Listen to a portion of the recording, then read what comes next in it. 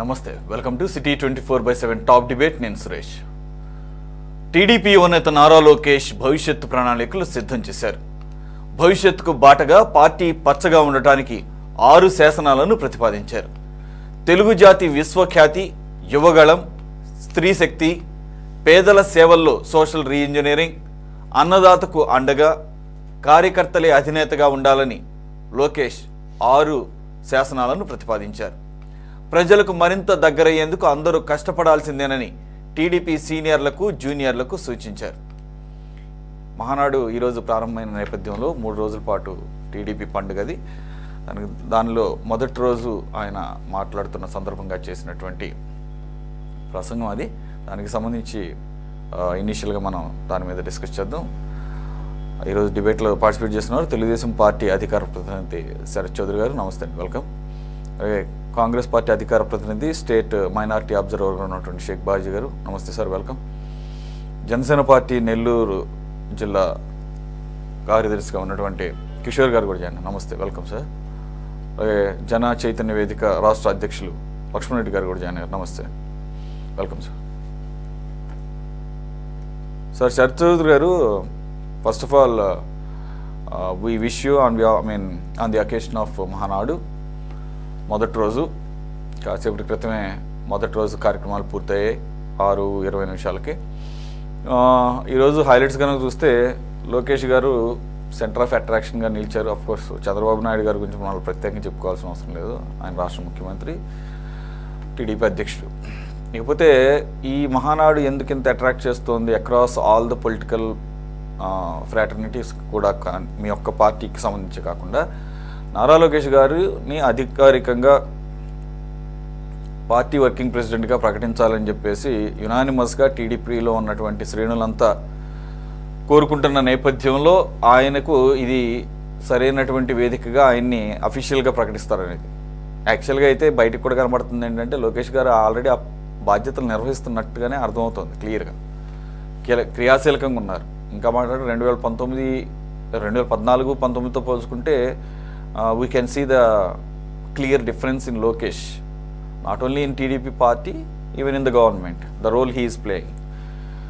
సరే, అదొక ఎత్తు. ఈరోజు ఆయన ప్రసంగంలో ఏదైతే 6 శాసనాలు చేశారో, భవిష్యత్తు అంటే ఇది మేము ఒకసారి క్లారిటీ ఉంటుంది, టీడీపీ పార్టీకి సంబంధించినటువంటి భవిష్యత్తుకు సంబంధించిన శాసనాలుగా భావించాలి. ఎందుకంటే దీని ముందు ఒక ఫెయిల్యూర్ ఇచ్చారు ఒక 2-3 డేస్ బ్యాక్ అనుకుంటా.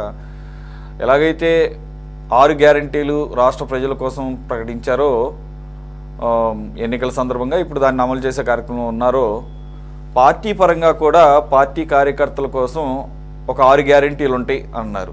మరి దానికి దీనికి ఏమన్నా సంబంధం ఉందా? ఇవి కూడా 6 శాసనాలు అంటున్నారు కాబట్టి. 2, దీని ద్వారా ఇది పార్టీకి అంతర్గతం అయితే ఓకే, దీని ద్వారా రాష్ట్రానికి ఏమైనా ఉపయోగపడేది ఏమైనా ఉందా? 3, ఆయన ఈరోజు చేసినటువంటి ప్రసంగం, ఆయన కొన్ని కీలక వ్యాఖ్యలు కూడా చేశారు. ఆయన యొక్క వైసీపీ యొక్క వ్యవహార శైలి, అలాగే గత ప్రభుత్వంలో జరిగినటువంటి దాష్టికాల మీద కూడా. సో ఓవరాల్గా ఈ 6 శాసనాల గురించి ఏం చెప్తారు సార్ శరత్ గారు? సభ్యులకి అందరికీ గుడ్ ఈవినింగ్ అండి. ఇప్పుడు 43 సంవత్సరాల తెలుగుదేశం పార్టీ సుదీర్ఘమైన ప్రస్థానం మనం గత కొన్నేళ్లుగా మనం చూస్తుంటే, లోకేష్ గారు రాక ముందు వరకు చంద్రబాబు నాయుడు గారు ఏ విధంగా క్రియాశీలకంగా పార్టీని ఎన్టీ రామారావు గారి తర్వాత ఇన్ని రోజులు ఆయన భుజస్కంధాల మీద వేసుకొని మిగిలిన వారి సహకారంతో పార్టీని ముందుకు తీసుకెళ్లారు.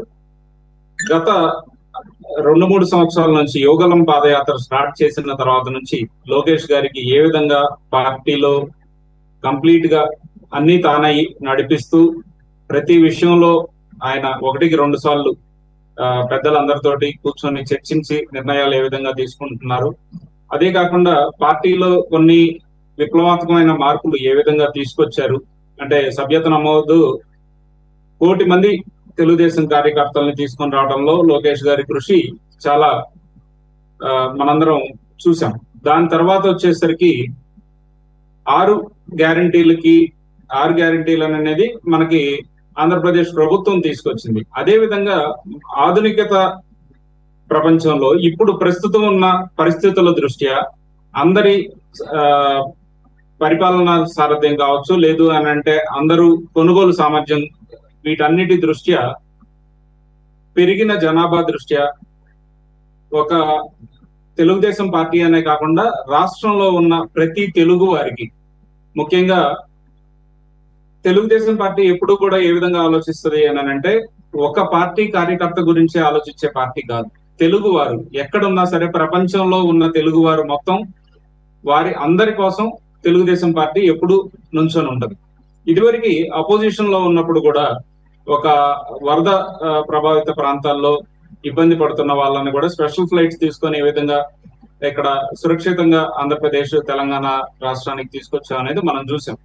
ఆ విధంగా తీసుకున్నట్లయితే ఇప్పుడు ప్రతి ఒక్కరికి ఆల్రెడీ మేము ఇచ్చిన గ్యారంటీస్ లో ఒక ప్రముఖమైన గ్యారంటీ ఏంటి అని అంటే 20 లక్షల ఉద్యోగాలు.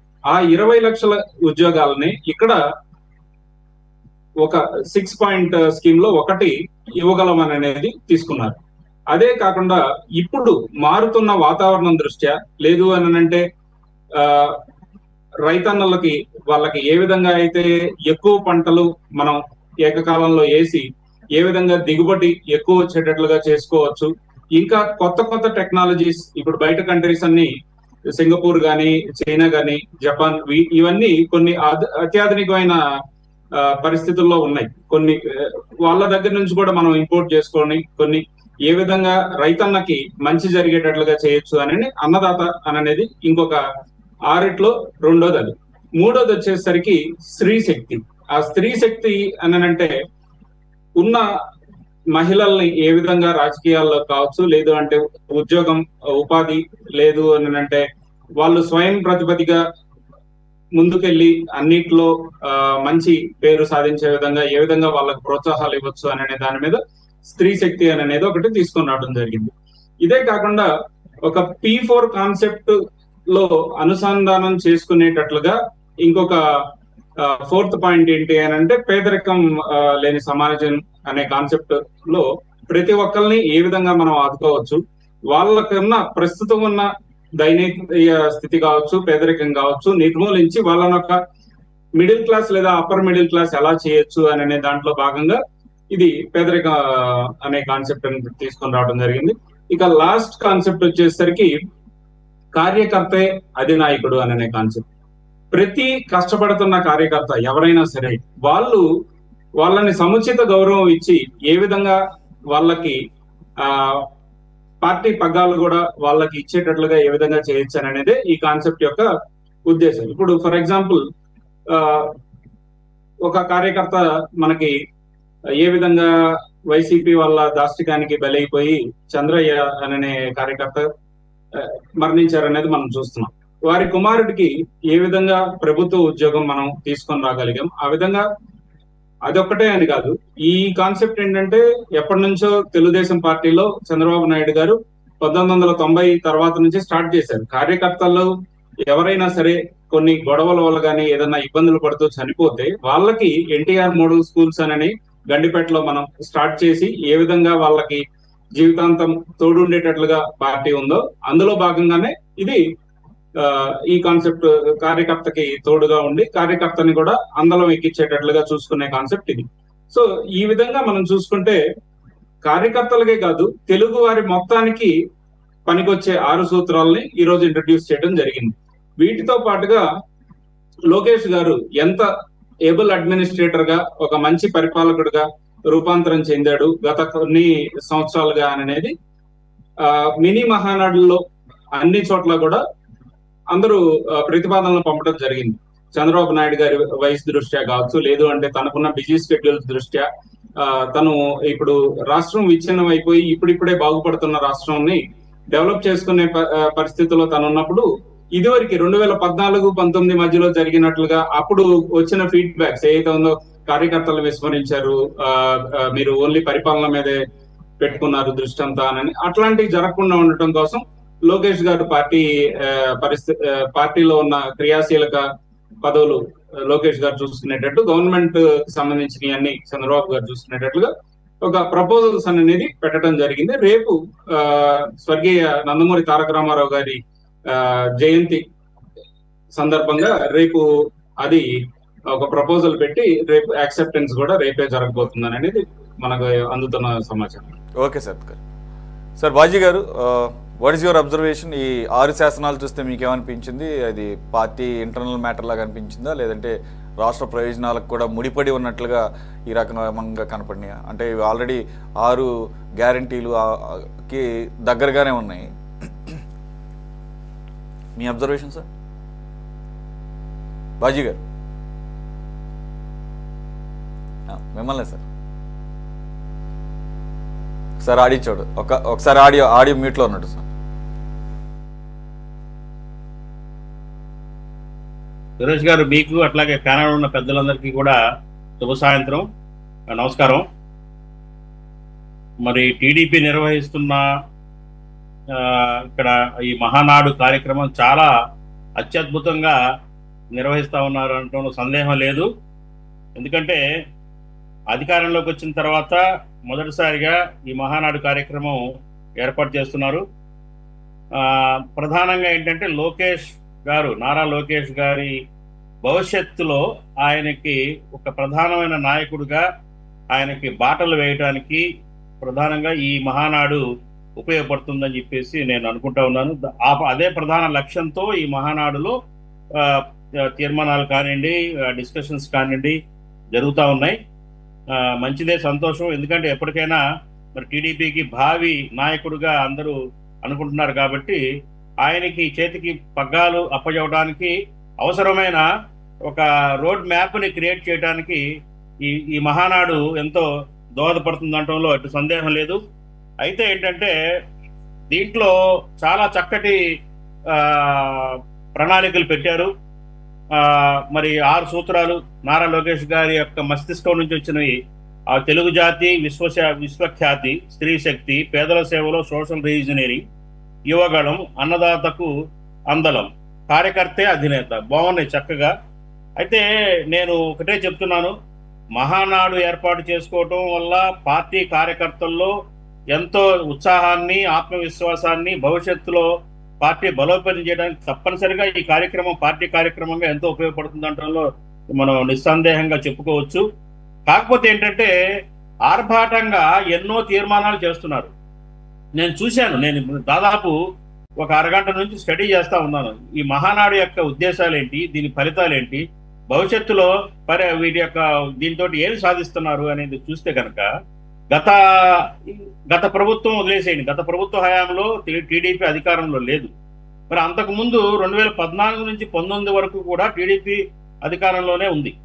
అధికారంలో ఉన్నప్పుడు ఏర్పాటు చేసుకున్న మహానాడు కార్యక్రమాలు కూడా మహోన్నతంగా జరిగినాయి. ఎందుకంటే సాధారణంగా ఒక పార్టీ అధికారంలో ఉన్నప్పుడు మరి పార్టీ ఫోర్సెస్ అలాగే గవర్నమెంట్ ఫోర్సెస్ కూడా తోడై చక్కగా చాలా అద్భుతంగా నిర్వర్తించుకుంటారు ఏ కార్యక్రమమైనా కానీ.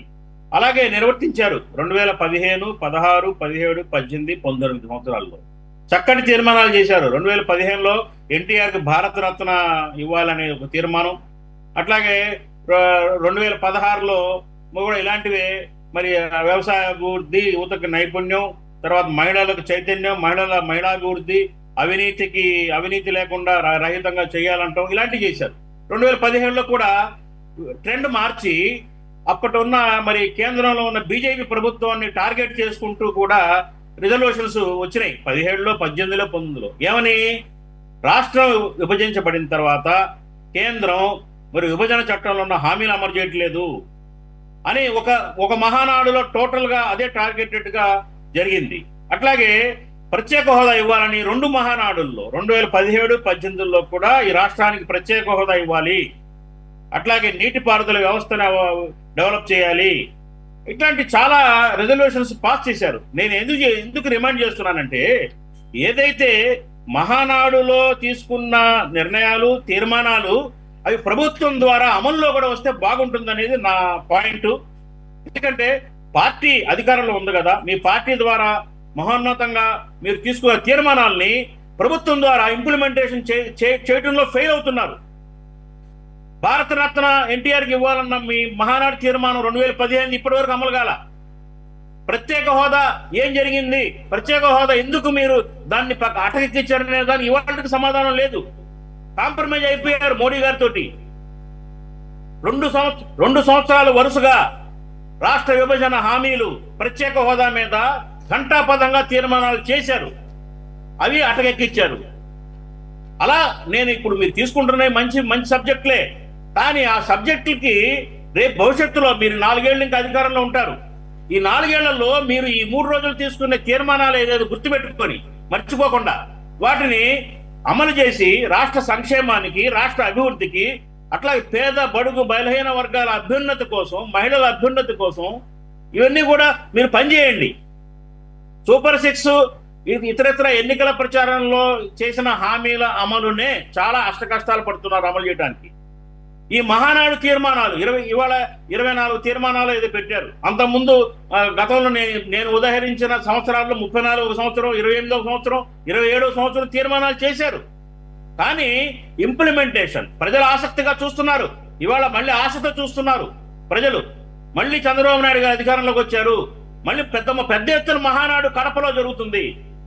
కడప మహానాడు కేవలం టార్గెట్ జగన్, టార్గెట్ వైసీపీ కాకుండా టార్గెట్ ఆంధ్రప్రదేశ్ పీపుల్ అనే ఒక పంధాలో జరిగితే బాగుంటుందనేది నా ఉద్దేశం. ఏదైతే తీర్మానాలు చేశారో వాటిని ప్రభుత్వం ద్వారా అమల్లోకి చేయండి, గాలి కొదిలేయద్దు. ఈ 5 ఏళ్ల కాలంలో చక్కగా మళ్ళీ వచ్చే సంవత్సరం మళ్ళీ మహానాడు చేస్తారు. ఆ టైంలో కొన్నన్నా కానీ మీరు ఇవాళ చేసుకునే తీర్మానాలని అమలు చేయండి, ప్రజలు సంతోషిస్తారు.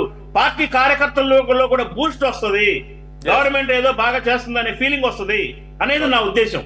ఓకే బాజీ.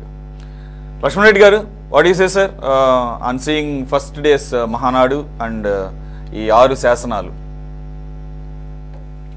భారతదేశంలో ప్రాంతీయ పార్టీల్లో నిర్మాణయుతంగా సభ్యత్వం చేర్పేయటం, కమిటీలు ఏర్పాటు చేయటం, ఆఫీసులు నిర్వహించటం, పోలిట్ బ్యూరోలో ముఖ్యమైన విషయాలు చర్చించటం, ఇలాంటి విషయాల్లో అగ్రభాగాన ఉంది తెలుగుదేశం పార్టీ. నేను హైదరాబాద్లో ఉన్నప్పుడు కేంద్ర ఆఫీస్కి వెళ్తుండేవాడిని. ఎప్పుడు వెళ్ళినా 70-80 మంది నిరంతరం పనిచేస్తుండేవాళ్ళు. ఒక మంచి లైబ్రరీ ఉండేది. లైబ్రరీలో లైబ్రరీను, అసిస్టెంట్ లైబ్రరీను వాళ్ళంతా ఉండి చాలా పుస్తకాలు, చాలా మ్యాగజైన్స్ అన్నీ అక్కడ ఉండేవి.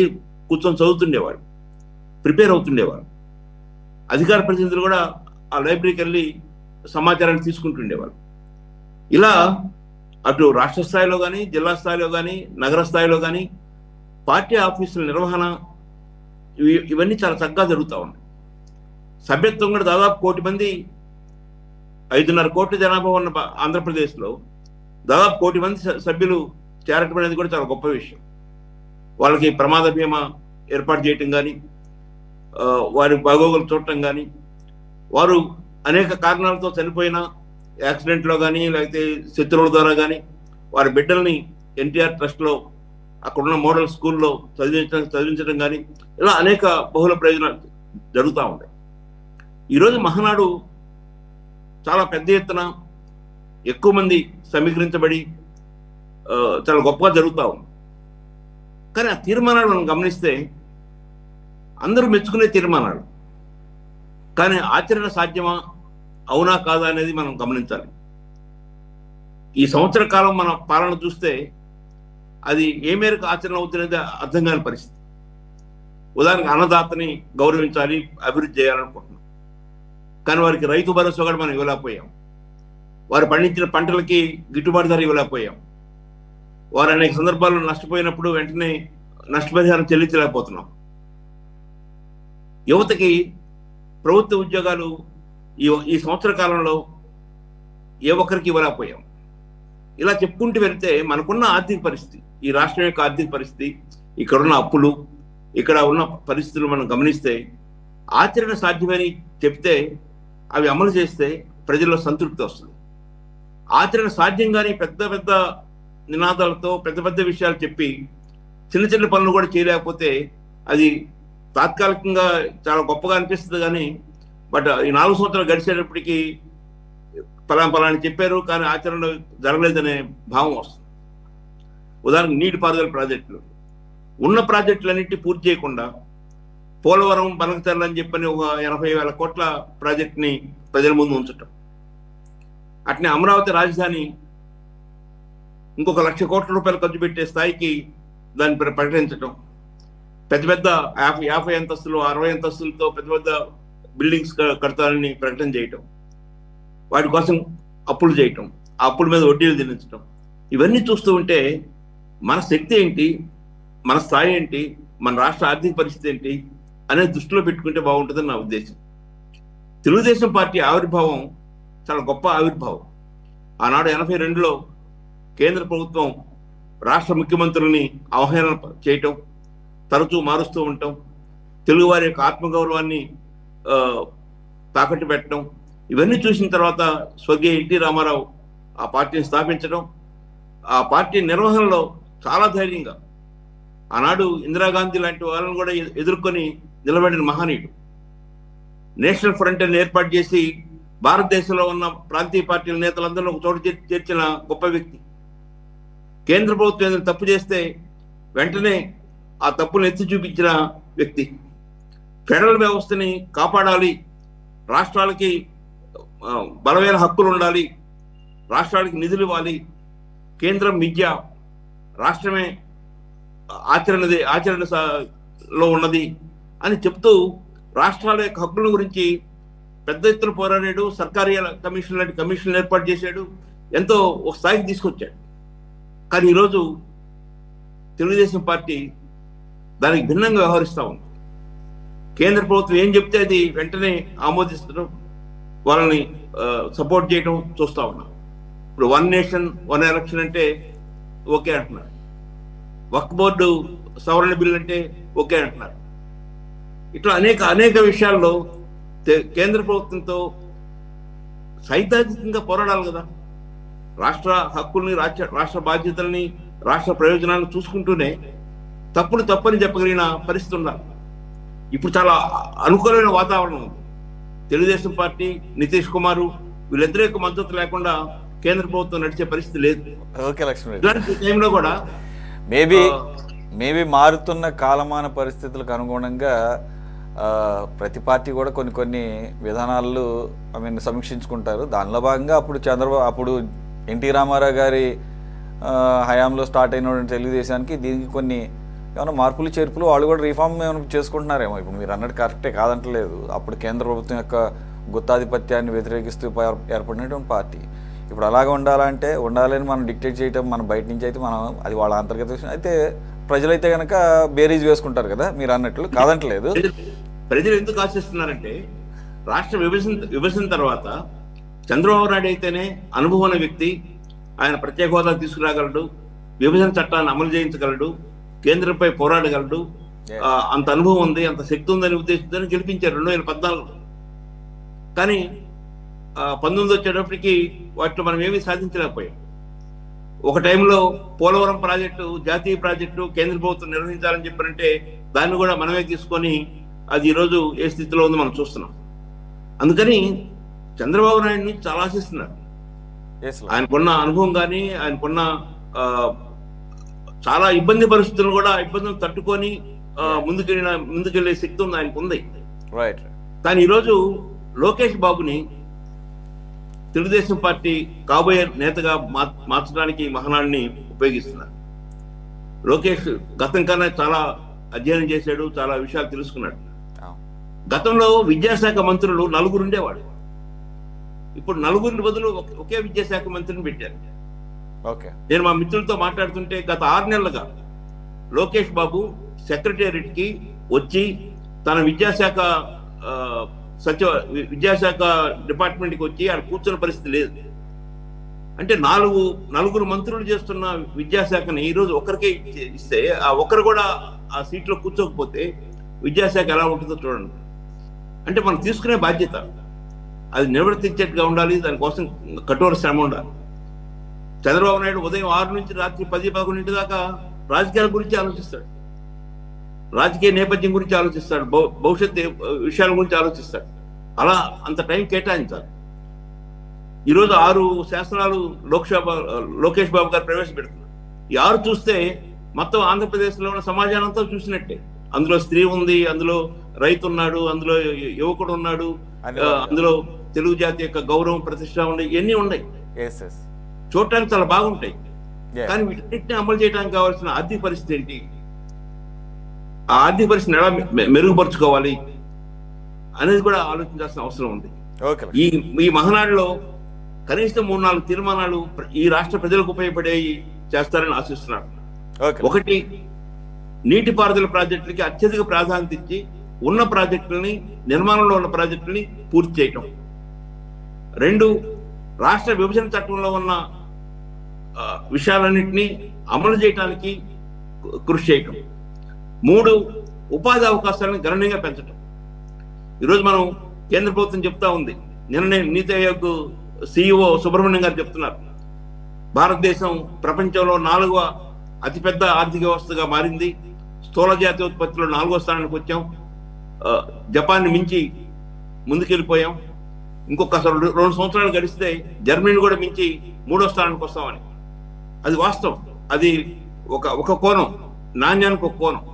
రెండో కోణం ఏంటి, భారతదేశం ప్రపంచంలో అత్యధిక పేదలు ఉన్న దేశం, అత్యధిక నిరక్షరాస్యులు ఉన్న దేశం, అత్యధిక అసమానతలు ఉన్న దేశం, అత్యధిక నిరుద్యోగులు ఉన్న దేశం.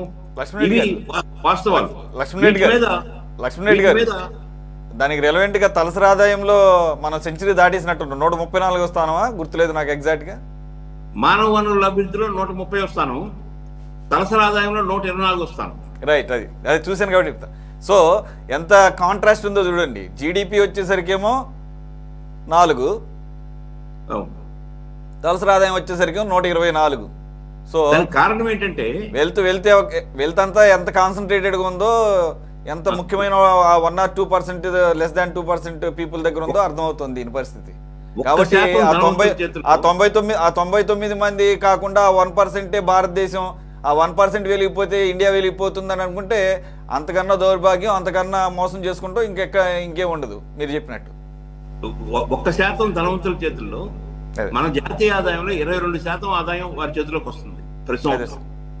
50% పేదల చేతుల్లో, జాతీయ ఆదాయంలో 13% ఉంది. ఈ మహానాడు ఈ అసమానతల్ని తొలగించడానికి, పేదల్ని పైకి తీసుకురావడానికి పెద్ద ఎత్తున కృషి చేయాల్సిన అవసరం ఉంది. P4 అనేది ఆచరణలో సాధ్యం కాదు. ఎందుకంటే శాసనసభ్యుడిని చైర్మన్ గా పెట్టి P4ని అమలు చేయమంటున్నారు. శాసనసభ్యుని చూస్తుంటే ఇసుక కనపడుతుంది, మట్టి కనపడుతుంది, మైనింగ్ కనపడుతుంది, మట్టి కనపడుతుంది, ఇలాంటి కనపడిన వ్యక్తిని చైర్మన్ గా పెట్టి వాళ్ళకి మరి P4 కనపడమంటే ఎట్లా కనపడుతుంది? ఎస్, మీరు అన్నట్లు వాళ్ళకి P4నే చూడాలంటే వాళ్ళకి అది కనపడదు కదా. ఎందుకంటే మరి వాళ్ళు కూడా బోల్డ్ అంత పెట్టుబడి పెట్టేశారు. మరి ఇప్పుడు ఎలక్షన్స్ అంటే మామూలుగా లేదు కదా. అందుగురించి దాన్ని డిఫరెంట్ గా వైసీపీ అధినేత జగన్మోహన్ రెడ్డి గారు సడన్ గా మొన్న మాట అనగానే అందరికీ ఆశ్చర్యం అనిపించింది. కానీ కొంత అది కూడా కారణం అయి ఉండొచ్చు. ఆయనకున్న ఫండింగ్ అంతా కూడా ఆయన సెంట్రలైజ్డ్ ఫండింగ్ చేశారు, అక్కడి నుంచి పంపించారట కదా. కింది స్థాయిలో కూడా అవసరమైతే క్యాండిడేట్లను ఆయన ఇష్టం వచ్చినట్టు షఫుల్ చేసి కొత్త వాళ్ళని పెట్టుకొని, కాబట్టి అంతా సెంట్రలైజ్డ్గా పైనుంచి పంపించారు.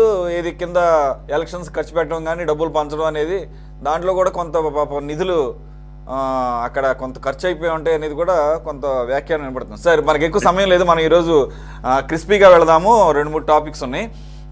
Thanks for your input sir.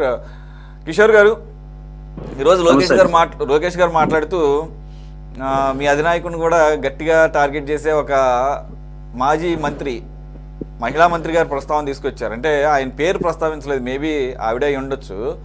ఆయనకట Lokesh గారికి చీర గాజులు కూడా పంపించారంట. ఆయన ఓపెన్గా చెప్పాడు. అంటే దాని అర్థం అంటే ఆయన ఇంకోటి దాన్ని ఏమి అవమానంగా తీసుకోలేదు. అంటే మహిళలంటే అంత చిన్న చూపు చూస్తున్నారు. అంటే చీర జాకెట్ పంపించడం, చీర లేకపోతే గాజులు పంపించడం అంటే అదే లొకేషన్ అని అవమానించడమే కాదు, మహిళలను కూడా అవమానించినట్టే. అది కూడా ఒక మహిళా మంత్రి పంపించారని చెప్పాడు ఆయన. మేబీ నేను అనుకుంటాం రోజా గారు అయి ఉంటారు. మేబీ ఇఫ్ నాట్ ఎవరైనా కరెక్ట్ చేయొచ్చు. ఆయన పేరు చెప్పలేదు.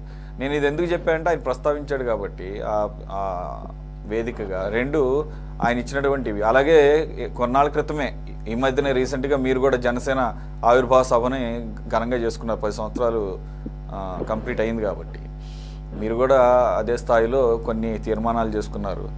ఈరోజు మీ దాన్ని ఏమంటారు అలయన్స్ పార్టీ ఇది. ఇప్పుడు దాదాపుగా లోకేష్ గారు పవన్ కళ్యాణ్ గారు అంటే చక్కగా ఓపెన్గానే అన్నదమ్ములుగా సంబోధించుకుంటున్నారు. ఈవెన్ పార్టీల కన్నా కూడా అంత ఆ రకంగా మర్జ్ అయ్యి మేమంతా కలిసి పనిచేస్తున్నాం అన్న ఒక భావం తీసుకొచ్చారు. వెల్ నైస్, ఎందుకంటే గవర్నమెంట్లో కలిసి పనిచేస్తున్నారు కాబట్టి ఆ రకమైన అట్మాస్ఫియర్ కింద దాకా తీసుకువెళ్ళగలిగారు. దాంట్లో సక్సెస్ అయ్యారు, no doubt about it. When you take Lokesh in TDP or your leader Pawan Kalyan గారు కింది స్థాయిలో ఏమన్నా మర్జింగ్లో ఏమన్నా చిన్న చిన్న లోటుపాట్లు ఉంటే వాటన్నింటినీ ఎక్కడికక్కడ పటాపంచులు చేసుకుంటూ, అది ఒక్క ఎలక్షన్స్ టైంలోనే కాదు, even during this last 1 year కూడా అదే అట్మాస్ఫియర్ చిన్న చితక ఏమైనా ఉన్నా కానీ అవి పెద్దగా సర్ఫేస్ అవనివ్వకుండా పై స్థాయిలో ఎంత దృఢంగా ఉన్నాం అనేది ఒక అట్మాస్ఫియర్ తీసుకెళ్ళగలిగారు. గవర్నెన్స్లో కూడా అది కనపడుతుంది. మరి ఇంటర్నల్గా ఏమన్నా తెలియదు కానీ పక్కన పెడితే, ఓవరాల్గా ఈరోజు మహానాడు అనేది టీడీపీ పార్టీ వ్యవహారమైనది. కానీ మీరు ఏ విధంగా చూస్తారు? ఇది ఓవరాల్గా ఈ కూటమి ప్రభుత్వానికి ఒక బూస్టింగ్, ఎనర్జీ బూస్టింగ్ లాగా మీరు ఎప్పుడైతే జనసేన ఆవిర్భావ సభ చేశారో అది కూడా ఏదో మీరు ఒక్కళ్ళే అని కాకుండా ఒక పార్టీకి సంబంధించిందైనా కూడా ఒక అలయన్స్కి ఒక బూస్టింగ్ లాగా కనిపించింది. ఆ రకమైన అట్మాస్ఫియర్ ప్రభుత్వంలో కూడా ఉన్నారు కాబట్టి బాజీ గారు చెప్పినట్టు ప్రభుత్వం కూడా ఇన్వాల్వ్ అయినప్పుడు ఏమవుతుందంటే ఆ ఎనర్జీ లెవెల్స్ డిఫరెంట్గా ఉంటాయి. ఆ ప్రభుత్వంలో లేనప్పుడు, అధికారంలో లేనప్పుడు ఒక పార్టీ కార్యక్రమం చేసుకున్న దానికి, అధికారంలో ఉన్నప్పుడు ఒక పార్టీ పరమైన కార్యక్రమం చేసుకున్న దానికి ఆ డిఫరెన్స్ కనపడుతుంది. సో ఓవరాల్గా ఎలా చూస్తారు లోకేష్ గారు ఈరోజు? అందరికీ నమస్కారం అండి, ప్యానల్లో ఉన్న పెద్దలకి అందరు కూడా నమస్కారం. చక్కగా చెప్పారు సార్. మీరు చక్కటి సమన్వయంతో తెలుగుదేశం జనసేన ప్రభుత్వం ముందుకు పోతున్నాయి. ఈరోజు తెలుగు జాతికి అదృష్టం అనడం కంటే తెలుగు దేశానికి అదృష్టం అనాలనిపిస్తుంది. ఈరోజు లోకేష్ గారిని చూస్తుంటే ఎంతో అవమానాలకు గురి చేశారు ఇరు పార్టీలను కూడా. ఈరోజు కూటమి నాయకులు ఎవరైతే ఉన్నారో చంద్రబాబు నాయుడు గారిని కానీ, లోకేష్ గాని, పవన్ కళ్యాణ్ గారిని కానీ నోటుకు వచ్చినట్లు మాట్లాడారు, ఇష్టారీతిని వ్యవహరించారు, విచక్షణ కోల్పోయి వ్యవహరించారు. ఎంతో సహనంతో వాటిని ఎదుర్కొని కార్యరూపంలో వాళ్ళకి సమాధానం ఇచ్చారు. ఈరోజు కూటమి నాయకులందరూ కూడా ఒక చక్కటి సమన్వయంతో రాష్ట్ర అభివృద్ధి సాధించాలంటే మనందరం కలిసి ఒక పదవుల కోసం కాకుండా రాష్ట్ర ప్రగతికి స్థానం ఇచ్చేటట్టు ఈరోజు గెలిచారు. అదే విధంగా పాలన కూడా సాగిస్తున్నారు. ఈరోజు ఒక రాజకీయ పార్టీలోని ముఖ్య నాయకుల్ని, కార్యకర్తల్ని ప్రజలతో ముఖాముఖి కలిసే ఏర్పాటు, అదేవిధంగా పార్టీ యొక్క విజయాలు, నూతన ప్రణాళికలు, భవిష్యత్ రాజకీయ వ్యూహాలు చర్చించే మహానాడు లాంటి గొప్ప వేదికను ఏర్పాటు చేసి తన నైపుణ్యాన్ని మరొకసారి చాటుకున్నారు మన చంద్రబాబు నాయుడు గారు. ఈ రోజు మన జనసేన ఆవిర్భావ సభ కూడా విశేష ఆదరణతో సాగింది. ఈ సంవత్సరం ముందు గడిచిన కాలం ఏంటంటే పీడించబడ్డారు ప్రజలందరూ కూడా. ఎక్కడ కూడా ఒక వేడుక లాంటిది చేసుకునే పరిస్థితి లేదు. కేవలం వైఎస్ఆర్సీపీ ప్రభుత్వం తప్ప మిగిలిన ఏ పార్టీలు కూడా ఒక సముదాయం ఏర్పడింటే వాటి మీద రెస్ట్రిక్షన్స్ పెట్టడం, వాళ్ళ మీద దాడి చేయడం, ఏదైనా ఒక స్టేట్మెంట్ ఇస్తే నోటుకొచ్చినట్లు మాట్లాడడం, నోటుకొచ్చిన మాట్లాడిన వాళ్ళకి మంత్రి పదవులు ఇవ్వడం, ఏ విధమైన అవగాహన అక్కర్లేదు. ఆ ప్రతిపక్ష నాయకుడి మీద నోటు దాడి చేస్తే, లేకపోతే మీరు అన్నట్టు గాజులు చీరలు పంపిస్తే వాళ్ళకు మంత్రి హోదా ఇచ్చే పరిస్థితి జగన్మోహన్ రెడ్డి ప్రభుత్వంలో కనిపించింది. ఒక అణిచివేత నుంచి స్వాతంత్రం వచ్చినప్పుడు భారతదేశ ప్రజలందరూ ఎంతో ఊరట తీసుకున్నారు. ఈ రోజు కూడా అదే విధంగా ఉంది. రాష్ట్రం ప్రగతి పదంలో సాగిపోతుంది. రాబోయే కాలాల్లో మనం తీసుకోవాల్సిన నిర్ణయాలు, థింక్ బిగ్ అని ఒక సెంటెన్స్ ఉంది. ఆలోచనలు పెద్దవిగా ఉండాలి. పెద్దగా ఆలోచన వేసుకుంటాం, దాన్ని సాకారం చేసుకుంటాం. ఈ రోజున మనం అమరావతి గడిచిన 6 సంవత్సరాల్లో కార్యరూపం దాల్చలేదు. 3 క్యాపిటల్స్ అన్నారు, ఎక్కడ రాష్ట్ర ప్రగతి లేదు. వాళ్ళు చెప్పే విధానం ఎట్లుంటుందంటే, ఇంగ్లీష్ టీచర్స్ లేకుండా పేదలకి ఇంగ్లీషు టీచ్ చేయడం అంటే ప్రతిపక్ష నాయకులకి ఇష్టం లేదనే స్టేట్మెంట్లు ఎంత ఆలోచన రహితంగా ఉన్నాయో వాళ్ళ ప్రణాళికలు కూడా ఆ విధంగానే ఉన్నాయి. రాష్ట్రానికి రాజధాని అంటూ లేదు, ఎక్కడ అభివృద్ధి లేకుండా కేవలం సంక్షేమ పథకాలు, డబ్బులు వెదజల్లడంలోనే వాళ్ళ టైంని వేస్ట్ చేశారు. ఈరోజు మహానాడుకు వచ్చిన జనాలను చూస్తే కూటమి నాయకులకు ఉన్న బలం కనపడింది. దాదాపుగా మా జనసేన ఆవిర్భావ సభలో గాని, ఈరోజు మన మహానాడు కార్యక్రమంలో గాని పెద్ద ఎత్తున జరుగుతుంది. కడపలో పెద్ద ఎత్తున ఒక వేడుక జరుగుతుంది. దానికి సాక్షాత్కారమే మహానాడు కార్యక్రమం. జనసంద్రంలో టీడీపీ కార్యకర్తల ఉత్సాహం ఒకవైపు, అది చూస్తున్న జగన్ గారికి భయం మరోవైపు అన్నట్టుగా అనిపించింది. వైఎస్ఆర్ కడప జిల్లాలో సిపిఎన్ సైన్యం జోరులో కనబడతా ఉంది. మహానాడుకు సంబంధించిన 6 శాసనాలు ఏవైతే ఉన్నాయో ప్రజలతో పాటు కార్యకర్తల గురించి కూడా ఆలోచించి చాలా గొప్ప పని చేశారనిపించింది. తెలుగువాడిగా జన్మించామంటే గర్వంగా ఉండేలా చేయాలంటే తెలుగు జాతి విశ్వఖ్యాతిగా మారడం అవసరం అన్నారు. ఇది తెలుగు వాళ్ళు ప్రతి ఒక్కరు కూడా ఆమోదించాల్సిన విషయమే. అదేవిధంగా భవిష్యత్తు భారతదేశాన్ని నిర్మించేది యువతే. టీడీపీ యువకాలం ద్వారా అదే చూపిస్తుంది. స్త్రీని గౌరవించే సమాజం మాత్రమే అభివృద్ధి సాధించగలదు. స్త్రీ శక్తి ద్వారా కూటమి ప్రభుత్వం దీన్ని సాధించగలడు. ఈ విధంగా 6 చూసుకున్నట్టయితే 6 శాసనాలు కూడా ప్రజలకు ఉపయోగపడే అన్ని వర్గాలను సంతోష పెట్టేవిగా ఉన్నాయి. 6 శాసనాలు టీడీపీ భవిష్యత్ దృక్పథాన్ని స్పష్టంగా తెలియజేసి మనం ఏం చేయబోతున్నాము, ప్రజలకి ఇప్పుడు దాకా ఏం చేశాము అనేవి చర్చించి చాలా చక్కని వేదిక ఏర్పాటు చేస్తున్నారు. ఇవి ప్రజల ఆకాంక్షలకు ప్రతిరూపం, సమాజ మార్పుకు మేలుకొల్పుగా ఉన్నాయి. లోకేష్ గారి నేతృత్వంలో కొత్త యుగానికి నాంది, అభివృద్ధిని ఆవిష్కరించే శక్తిగా లోకేష్ గారు తయారయ్యారు. చాలా పరిపక్వతతో ఉన్నారు. ఈ ఒత్తిళ్లు, ఈ సమస్యలు, ఈ వీళ్ళు చేసిన వ్యంగ్య పనులన్నీ కూడా చూసి ఒక ప్రణాళికాబద్ధంగా అభివృద్ధి అనేది ఏ విధంగా సాధించాలనే చొక్క సమన్వయంతో కూటమి ప్రభుత్వం ముందుకెళ్తుంది. ఈ రోజు ఈ సభను చూసినట్లయితే ప్రజల సమ్మతం ఎంత ఉంది అనేది తెలుస్తూ ఉంది.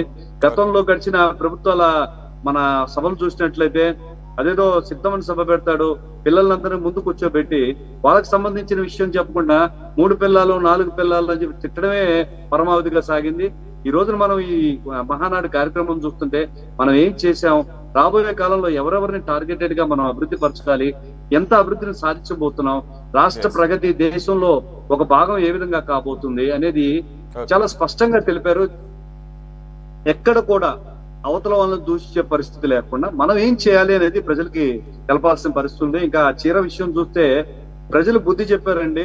ఒక నాయకుడు ఏం మాట్లాడాలి, ఏం చేయాలి అనేది ప్రతి ఒక్కరూ మనం చూస్తూ ఉంటారు. టార్గెటెడ్ గా నోటుకొచ్చినట్టు మాట్లాడటం, ఒక మంత్రి పదవిలో ఉన్న మీరు నోటుకొచ్చినట్టు దుర్భాషలాడడం, వీటిలన్నిటి జనాలు ఒప్పుకోలేదు. స్థానిక ఎలక్షన్ లో బలవంతంగా ఎట్ట గెలిచామో అట్లా కూడా సార్వత్రిక ఎన్నికల్లో గెలవాలనుకున్న నాయకులకి, వైఎస్ఆర్సీపీ నాయకులకి బుద్ధి చెప్పారు. ఈ రోజు ఇక్కడి నుంచి జనసేన ఆవిర్భావ సభలో గాని, మహానాడు సభలో గాని వాళ్ళు నేర్చుకోవాల్సింది చాలా ఉంది. ఇంతమంది జనాలు గ్యాదర్ అయినప్పుడు మనం ఏం మాట్లాడాలి, ప్రజలకి ఏం సందేశం ఇస్తున్నాం, మన కార్యకర్తలు మన నాయకుల్ని చేరదీసి మనం ఏం చేయాలి అనేది చాలా గొప్పగా చూపించారు మహానాడు. ఎవరో కిషోర్ గారు వైసీపీ వాళ్ళు చూసి నేర్చుకోవాలంటారా? మీరు బాగా చాలా ఎక్స్పెక్ట్ చేస్తున్నారు. 100% నేర్చుకోవాలి సార్. ఏ విధంగా నాయకుడు ప్రవర్తించాలి, ఫ్యూచర్ ప్లాన్స్ ఏంటి, మనం ఏం మాట్లాడాలి, ఒక నాయకుడిగా ఎలా బిహేవ్ చేయాలి. ఈరోజు మా కాకాని గారు కూడా చూడండి, నోటికి వచ్చినట్టు మాట్లాడారు. మైనింగ్ ఒక పక్క దోచుకుంటామా, సోమిరెడ్డి గారిని నోటికి వచ్చినట్టు మాట్లాడతా, బట్టలెప్పి కొడతాను, తరిమి కొడతాను, అధికారుల సంగతి చూస్తాను, సినిమా చూపిస్తాను అన్నాడు. అదే మొత్తానికి అది కూడా మెన్షన్ చేశారు. ఈ రోజు లోకేష్ గారు పూర్తి స్థాయిలో రెడ్ బుక్ ఇంకా ఇంప్లిమెంటేషన్ జరగట్లేదు, లేకపోతే కనుక ఎవరు రోడ్ల మీద ఉండరు అని చెప్పేసి అందు గురించి అనుకుంటా. అంటే కరెక్ట్గా అదే టైంలో అదే మంగళగిరికి సంబంధించినటువంటి ఆళ్ళ రామకృష్ణారెడ్డి గారి పేరు కూడా బయటకు వచ్చింది. సెంట్రల్ ఆఫీస్ అక్కడ ఆయన కాన్స్టిట్యూషన్లోనే ఉండేది కదా, ఆయన అప్పుడు రిప్రజెంటేషన్ చేసేవాడు కదా. మరి ఆయన పాత్ర లేకుండా ఇంత జరిగి ఉంటుందా కనీసం ఆయనకి ఇన్ఫర్మేషన్ లేకుండా? సరే ఏదో 127 ఏదో 100 పైన నిందితుడిగా పెట్టారట. సరే మొత్తానికైతే ఆయన్ని కూడా ఇంక్లూడ్ చేశారు. మొత్తానికి రెడ్ బుక్ అయితే ఒక కంప్లీట్ పిక్చర్ని చూపించబోతుంది, అంటే తీసుకురాబోతుంది అనేది అర్థమవుతుంది. అంటే ఆయన ఇంకా అన్నాడు ఇంకా పూర్తి స్థాయిలో ఇంకా ఇంప్లిమెంటేషన్ జరగట్లేదు అంటే దాని అర్థం అదేదో పర్సనల్ గ్రడ్జ్ అని కాదు. ఆయన మొదటి నుంచి చెప్తున్నట్టుగానే చట్ట ప్రకారంగా వెళ్తున్నారు కాబట్టి 1 year పట్టింది, లేకపోతే ఇంత టైం పట్టదు అనేది ఆయన ఉద్దేశం. రైట్ అండి.